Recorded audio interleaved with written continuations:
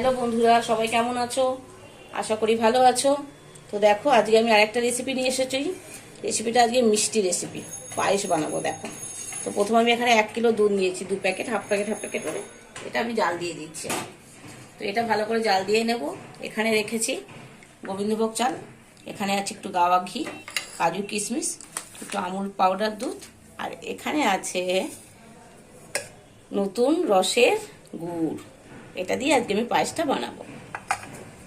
তো আমি দুধটা জাল দিয়ে নিই, ততক্ষণে চালটাকে ঘি মাখিয়ে নিই।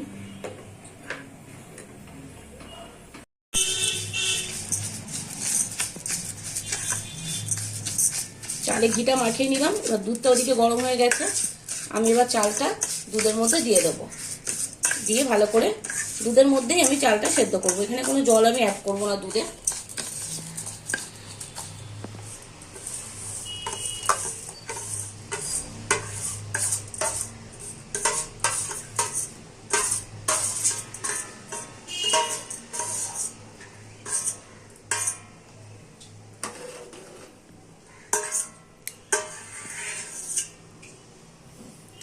ভালো করে আমি চালটা সেদ্ধ করে নেব।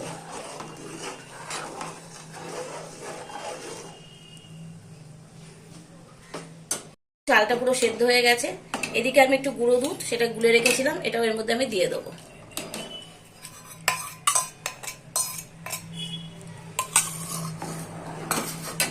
এবার আমি এতে অ্যাড করব সেই রসের গুড়, নতুন গুড়, একদম প্রথম আমি বাড়িতে চলে এসেছে। দেখো, এবার আমি এটাকে দেবো।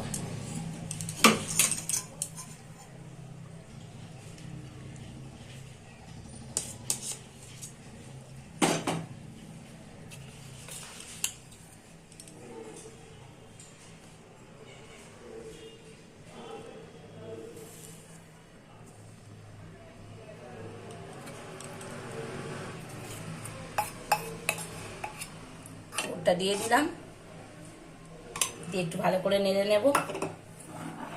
দিয়ে আরো কিছুক্ষণ এটা আমি বসতে দেবো।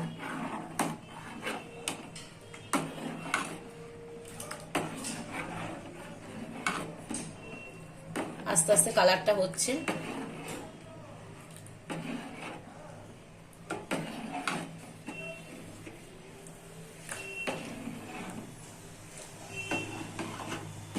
দেখো, কালারটা আসছে আস্তে আস্তে, গুড়ের কালারটা।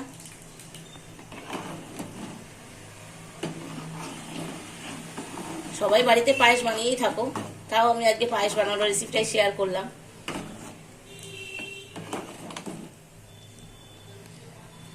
কিশমিশটা ধুয়ে ভিজিয়ে রেখেছিলাম, সেটা দিয়ে দেবো।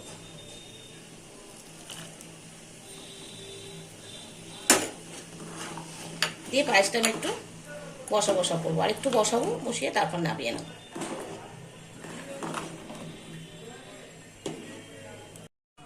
তো দেখো বন্ধুরা, পায়েস রেডি।